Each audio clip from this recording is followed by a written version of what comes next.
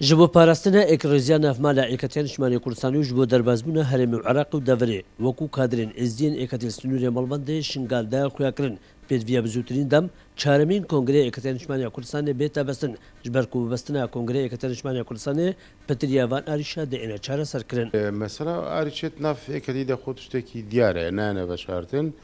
و eger kongre neşe çareserkin çû rêkê diye çareserînîn rastî jî her dîsanê em çend bizevirîn bestina kongreyî eger seda sed jî arîşet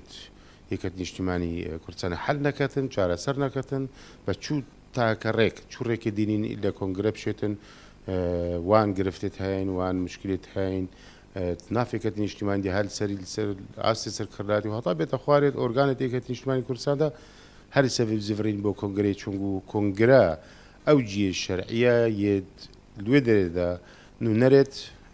Êketiyên Niştimanî nûnerêt rexistê Êketiyên Niştimanî biryarê din ka çawa kêşêt Êketiyên Niştimanî Kurdistan bêne çareserkirin. Belam hîvî serkirdatiya Êketiyên Niştimanî Kurdistan dikeyin bi zûtirîn wext kongrêma bête bestin çend zûtir bit baştir e behs hebû vê heyvasê de bête bestin. Çend zûtir bit baştir e nêta daxistin bo du sê hêvekê dî çend got arîşên me çend zûtir bêne çareserkirin baş e heger ev kongre bête bestin dîtina min dê çend arîşên nafrezên Êketiyên Niştimanî Kurdistanê dê çareser bin û deverêş hemîne çend got Êketî hizbeke karîger كاريجريا خود دفري ده وهي والمنطقة عامة وهي والعراقي وهريمي